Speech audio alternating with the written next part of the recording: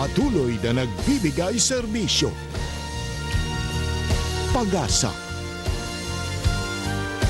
at saya. GMA Regional TV.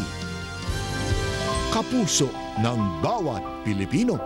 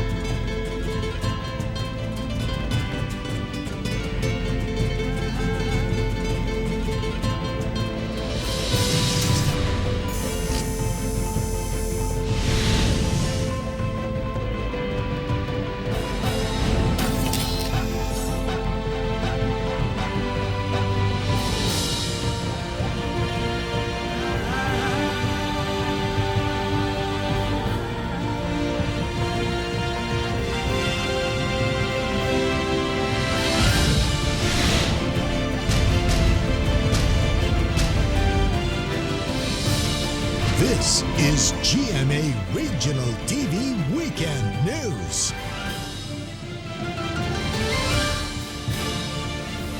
Good afternoon. This is your GMA Regional TV Weekend News, the biggest, the latest, as local news matters. Tekwa Campo. Sara Hilomen Velasco. Real Soroche, broadcasting live from GMA Davao Complex in Davao City. We'd like to welcome our Kapuso viewers from Luzon, Visayas, and Mindanao, as well as our kababayans all over the world watching us through GMA Pinoy TV and GMA News TV International. And this afternoon, we will be joined by GMA Regional TV correspondents Kim Bandarlipe of Balitang Amyanan, Alan Domingo of Balitang Bisdak, and Cyril Chavez of One Mindanao. You know, Tech and Real, we have gathered relevant and surprising, even shocking news this week. And so that's what's keeping us on our toes and update our Kapuso with what's happening in the different regions in the country. That's right, Sarah. We also have our counterparts from the regions. Rain Palino of RTV Bicol and John Sala of One Western Visayas. For today's headlines, health authorities stepping up efforts to control the spread of COVID-19 in the country. On-duty police desk officer accidentally killed by his own gun in Davao City. Bangus supply decrease as cold weather affects its production. 3 most beautiful bays in the world can be found in Davao Oriental. The African swine fever continues to affect the hog industry in different parts of the Philippines. Russell Simorio has the details. In Pangasinan, the municipality of Mangaldan is now under a state of calamity due to the outbreak of the African swine fever or ASF. The Municipal Agriculture Office has reported that some hog farms in Barangay Bateng, Palua, Alitayan, Lanas were confirmed to be contaminated with ASF. Around 2,000 pigs have already been culled and buried. Pag kinakaling namin kasi yung mga baboy nila, may pinipirmahan na talaga. So nakasulat doon yung kung ilan baboy ang kinakaling para naman maisubmit na namin kaagad sa Department of Agriculture. Ay talagang masakit. Yun lang ang inaasahan mo tapos ganun ang mangyayari, talagang masakit. In the Bicol region, the towns of Bombon, Calabanga and Maragao in Camarines Sur have been affected by the African swine fever. The Department of Agriculture Bicol said that hogs from 2 barangays in Calabanga showed signs suggestive of ASF. The Municipal Agriculture Office identified 1,071 affected hogs and have culled 96 as of February 26. Since Wednesday, a private piggery in Barangay Paolbo Belen in Calabanga has been placed on lockdown. In Cebu, raw materials for feeds like corns from Mindanao will be subjected to a 20-day quarantine period. This was agreed upon during the meeting between Cebu Governor Gwen Garcia and feed millers on Monday. The governor decided to implement the restriction on feeds from Mindanao starting March 9. In Davao City, the ill effects of ASF continues to haunt suppliers of meat and pork products. The government-owned Maa Slaughterhouse reported that the number of hogs slaughtered every day has declined from 500 to 200. The ASF scare prompted meat vendors and pork product suppliers to seek assistance from the local government to help promote and make the public understand that it's still safe to eat pork. Their pork products pass inspection and that the hogs do not come from the areas hit by ASF. Kumuhikap sila, mayroon sila, ASF man na, dili di mo palit. So, luoy kayo may as of now. Meanwhile, the price of pork meat in Cotabato province has been reduced by 10 pesos per kilo. What used to be 180 to 200 pesos per kilo in the market is down to 170 pesos a kilo. Small-scale hog raisers are also crying foul because of the cheap selling price of swine. The price of one piglet used to be at 2,500 pesos but is now at 1,800. Transporting of hogs has also become difficult because of stricter permit requirements as well as lockdowns in some areas. I am Russell Simorio for GMA Regional TV. As clearing operations mandated by President Duterte continue around the Philippines, tricycles and other motorized vehicles were apprehended. More on this from Cyril Chavez of GMA Regional TV, 1 Mindanao Live. Cyril. Yes, Real, in line with the second phase of the road clearing operations mandated by the Department of Interior and Local Government, several tricycles and similar modes of transportation plying the national highways were apprehended. In Cagayan de Oro City, personnel from the Roads and Traffic Administration and the PNP Highway Patrol Group apprehended around 100 motorized vehicles including tricycles, tricycads and bao-bao that access the national highway. They were given citation tickets with corresponding penalty fees. Karang uban ko diyan, masayro man. Kani, pangtrabaho man ko namo ni service. O di ba may kapod og four wheels. Silingan man namo. Nga mo kuha na tayo stocks.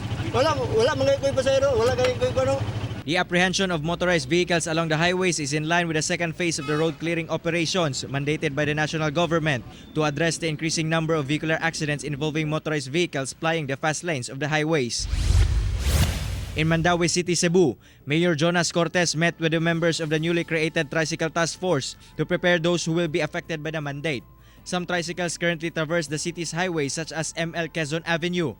Mayor Cortez, however, assured that no tricycle driver or operator will be displaced. Atong paningkamutan nga katong dunay franchise will definitely adto sila mudagan sa secondary. In Consolacion, Cebu, the local government also created a tricycle task force. Consolacion Mayor Joanes Alegado admitted that some tricycles use a portion of the national road because there are no alternative routes to reach certain destinations. Wa man say laing rota good, no? So di sad sila pwedeng mo get away with the national highway. So we are planning to have an ordinance. In the city of Naga, Cebu, Mayor Valdemar Chong aims to pass a traffic code that indicates the number of tricycles that can pick up passengers along the highway. Only 500 tricycles were given a franchise to pick up passengers.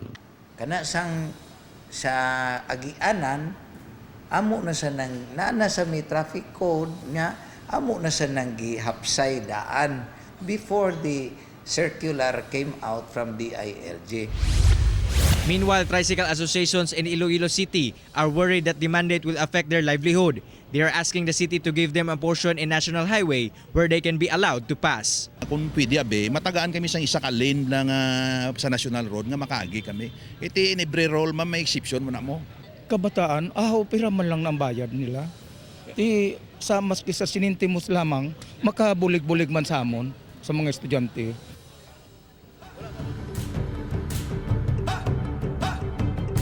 Real local government units across the country are now doing efforts to ensure that tricycle drivers and operators will not be displaced due to the implementation of the said mandate. Real.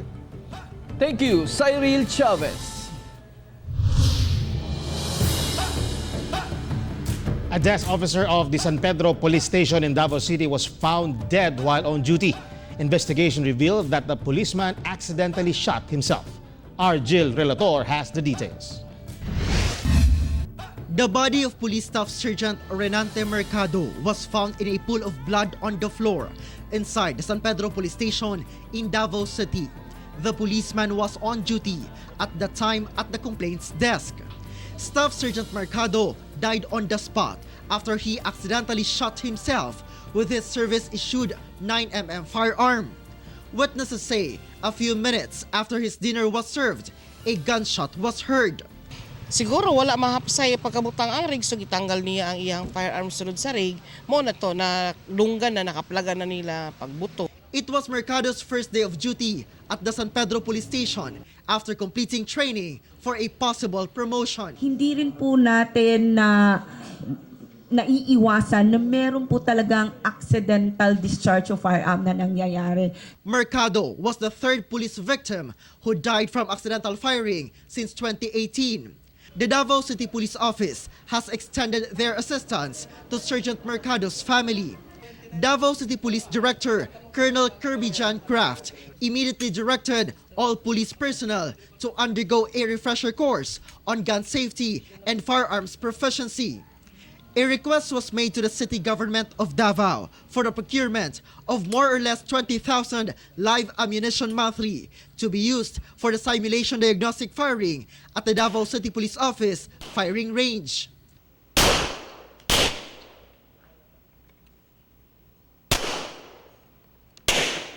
Unload and show clear. Unload.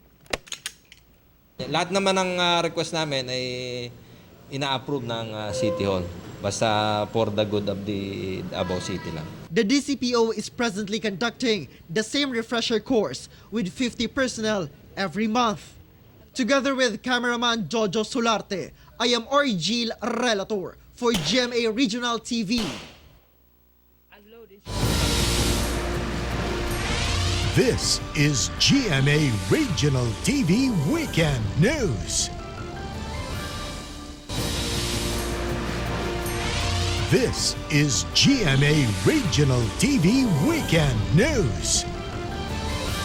Lieutenant Colonel Jovi Espenido has been placed under investigation for violating the PNP chief's gag order on his reported inclusion in President Rodrigo Duterte's narco list.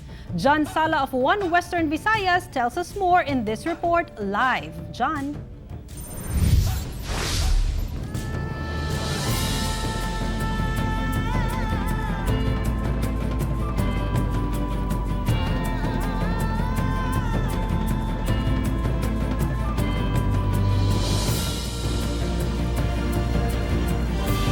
Sarah, Lieutenant Colonel Jovi Espenido is temporarily detailed at the Police Regional Office 6 Regional Personnel Holding and Accounting Unit while he's being investigated for his violation of the gag order set by PNP Chief General Archie Gamboa. Lieutenant Colonel Jovi Espenido is now facing pre-charge investigation after PRO 6 Director Brigadier General Rene Pamuspusan said that he was not satisfied with Espenido's explanation for defying the order issued by the Philippine National Police Chief General Archie Gamboa on his reported inclusion in the narco list. Gamboa in a previous statement said that he is leaving it up to the PRO 6 Director to deal with Espenido's supposed violation of the gag order. Espenido called for a press conference twice last week to clear his name despite the gag order, saying that it is his personal right to issue a statement. We initiated letting him explain because of his violation to the gag order of the Chief PNP. And we made him explain for violation of media protocols naman. The gravity of the offense and the filing of necessary charges will depend on the investigating team of the Regional Investigation and Detective Management Division. But PRO 6 says that Espenido did not commit any grave violation. That could be neglect of duty on his part for not following specific instructions coming from the Chief PNP, no? And those are just the light offenses man lang. DILG Secretary Eduardo Año himself confirmed that Espenido is included together with other 356 policemen in President Rodrigo Duterte's narco list. Sarah, the Police Regional Office 6 says that Espenido is cleared on the first phase of the adjudication process for the drugs watch list issue but has yet to face the National Adjudication Board. Sarah? All right, thank you, John Sala. The Philippine National Police intensified its campaign against illegal gambling around the country. We have more from Rain Palino of RTV Bicol Live. Rain!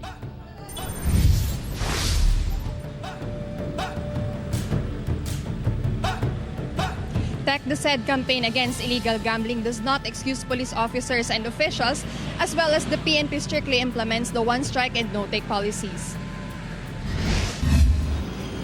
From January 1 to February 22 this year, Police Regional Office 5 conducted 118 operations, resulting in the apprehension of 236 persons engaged in tuweteng, mahjong, sabong, STL bookies, sakla car e-cruise, and other illegal number games. PNP Bicol strictly implements the one strike and no take policy.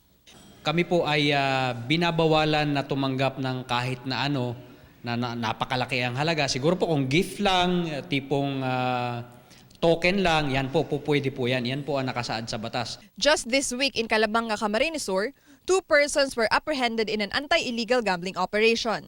So inabutan may talaga duman nagkakaigot talaga ning tupada or illegal na sabong sa kamuning. And pakahiling kan si police durulagan alagad inindong ini dahil naman ini yung nakadulag ta sinda yung actual na talaga kumbaga magbubutasan ng manok. Meanwhile, a chief of police in Pangasinan was relieved of his post due to existence of drop ball operations within his jurisdiction. Drop ball operation is considered illegal gambling. The Pangasinan PPO did not disclose the name and the police station where the chief was formerly deployed. He is now in the holding unit of the headquarters. Administratively relief under investigation kasi nga aalamin pa natin whether or not tinolerate niya yung sugal dun sa area niya.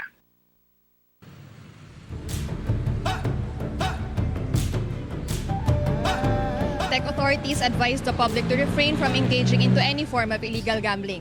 Any illegal activity in the area should also be reported. Tech. Thank you, Rain Palino. Good day, everyone, and here's our weather update for today. The trough of a low-pressure area, which is outside the Philippine area of responsibility, is affecting Mindanao and is bringing cloudy skies and some scattered rain showers and thunderstorms over the provinces of this region. Meanwhile, northeast monsoon or amihan is also affecting Luzon and Visayas, which is bringing generally fair weather with only some isolated light rains. And for wind and sea condition, the strong surge of this northeasterly surface wind flow is bringing strong winds with rough to very rough sea condition over the eastern sections of southern Luzon, the eastern section of Visayas, and the eastern section of Mindanao. For more weather update, visit the Pag-asa website at bagong.pagasa.dost.gov.ph and follow our social media accounts in Facebook, YouTube, and Twitter. And that's our weather update for today. Reporting from Pag-asa Visayas, DOST in Mactan, this is Netherlands sa Letrero, Delphine. Have a good day. This is GMA Regional TV Weekend News.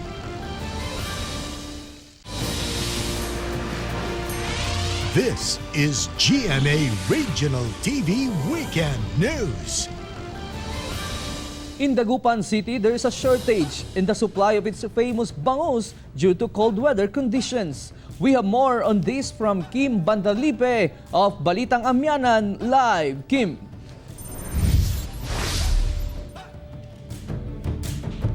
Well, Pangasinan prides itself as a top producer of milkfish, and Dagupan City is touted as the bangus capital of the world. Local vendors say that there is a shortage of bangus products. Reynaldo, a bangus grower in Dagupan City, has been having difficulty growing bangus fingerlings due to the northeast monsoon effect. Pinsan yung mababaw yung tubig, ganun. Kaya mahirap magpakain. Mabagal yung paglaki niya kasi ayaw nga kumain dahil malamig. According to Bureau of Fisheries and Aquatic Resources, this is a typical problem, with the amihan bringing lower temperatures in some parts of Luzon, affecting fishes who are not accustomed to cold climate like tilapia and bangus. Yung taglaki, ganoon din kasi yung metabolism nila ay mahina. So, hindi natin makukuha yung optimum level ng paglaki sa panahon ng taglamig. The shortage has driven up the price of bangus. From 130 pesos per kilo, it has gone up to 170 to 180 pesos per kilo. Meanwhile, in Bulinaw, Pangasinan, the shortage of saltwater fish due to the cold weather has also affected the production of dried fish. According to vendors, the limited supply of fish has decreased the production of dried fish, driving up prices as supply dwindled. Marami rin kasing nangunguha ng mga sariwa dito.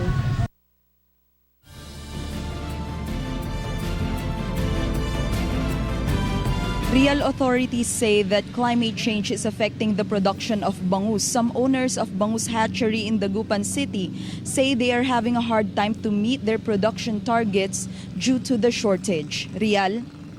Thank you, Kim Bandarlipe. A school of baby sharks was seen in the shallow waters of Barangay Pasil in the town of Santander, Cebu province. According to Kier Bilieza, who took the video and photos of the juvenile black-tip sharks, the residents saw them in the shallow part of the sea near the National Highway. Some residents said they first saw the sharks in the same spot last week. The Bureau of Fisheries and Aquatic Resources in Central Visayas reminded the public not to catch or disturb these sharks.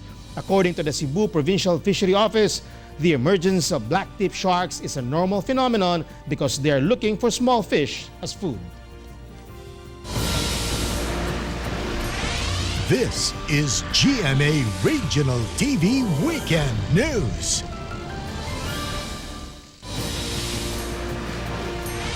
This is GMA Regional TV Weekend News. 3 persons died in different crime incidents in the cities of Mandaue, Lapu-Lapu, and Talisay in Cebu. Here's Nico Serrano for the details. Victims of motor riding snatchers sought police assistance to immediately arrest the suspects. One of their companions died during the snatching incident in Mantawi Drive last February 22. 3 women on board a motorcycle were thrown off the vehicle after the motor riding snatchers grabbed their bags. The suspects failed to get the bag while the women sustained injuries. One of the lady passengers, Jennifer Vallespin, wasn't lucky. She died when her head hit the pavement. May mga persons of interest with regards sa itong incident at di pa na pwede i-divulge, still conducting follow-up operation. In Lapu-Lapu City, a 42-year-old father was arrested after stabbing to death his 16-year-old son. According to Lucy Gonzaga, she was awakened in the middle of the night because her husband Carias and his son Christian J were arguing. Siya pa, tulog na pa, kay hubog na kay ka. Dini anak man siya nga. Kisa may hubog na to, dong ako, ikaw. Siya, ikaw. Dusokol ka o ganang amahan. Muto ni anak siya nga, dili pa, gibadlong na kanako, kay magsige magkapanok na. Good. According to Lucy, her husband is a heavy drinker and he would end up hurting their son. The suspect admitted the crime. Nakalimot na lagi po ko, ma'am. Nagmahay. He will be facing parricide case in court. In Talisay City, the police is bent on filing a case against a 26-year-old son who stabbed his parents in Sitio Libo, Barangay Mohon. The suspect is said to be mentally ill. Anyway, if he is really mentally ill or he has problems in his mental health, it would be his defense in court. Together with cameraman Marlon Melgazo, I am Nico Sereno for GMA Regional TV.